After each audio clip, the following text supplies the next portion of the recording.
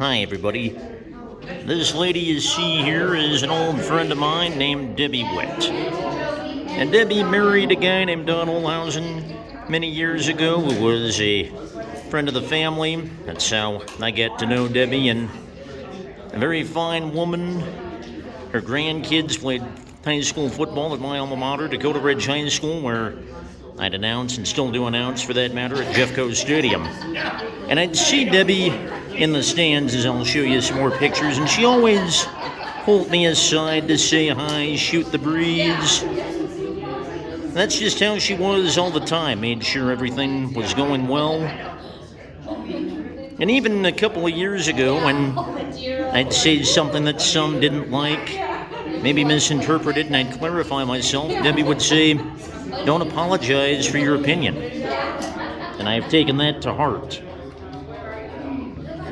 Now, this next photo I'm going to show you, that's Debbie and her second husband, a guy named Jody Witt. Jody, a police officer, obviously big into motorcycles, died, sadly, 5 years to the day before I'm filming this video right now. And Debbie had a rough go of it, but was very gracious and still very kind through it all. Then in 2018, shortly before Christmas, her first husband, Don Olhausen, passed away as well. And Debbie again was gracious, just kept on fighting. But over the last couple of years, I didn't get to see her that often. In fact, I didn't see her at all the last couple of years of her life, in part because of the COVID-19 pandemic. And unfortunately, Debbie encountered her own health problems, spent more than 100 days in the hospital. But she still reached out to me on social media, commented on my videos like this. Just an all-around fine woman. And unfortunately, her long health problems ended up getting the better of her the day before Thanksgiving, when we learned that Debbie Witt Dweeb, as you see her nickname is, died at 72. And while it is certainly hard for me to be thrilled with the human race, and if you watch the news, even vaguely, you probably understand why.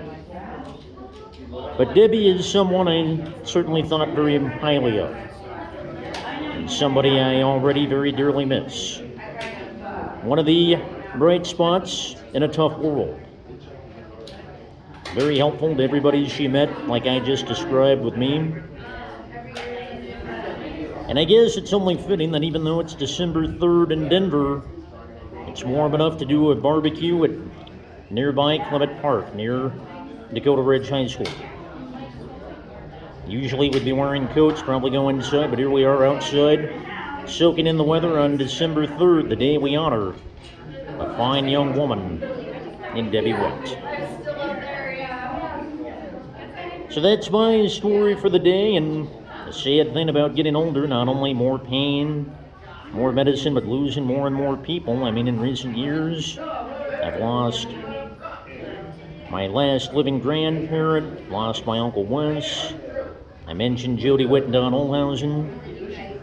Janice Laws, another friend of mine I lost about 5 years ago, and now Debbie Witt, we lost the day before Thanksgiving. Tough times for sure, but like the song by The Impressions says, keep on pushing, which is what I'm doing. So long, Deb, and thanks to all of you for watching and bearing with me, and I'll talk to you soon. Take care, everyone.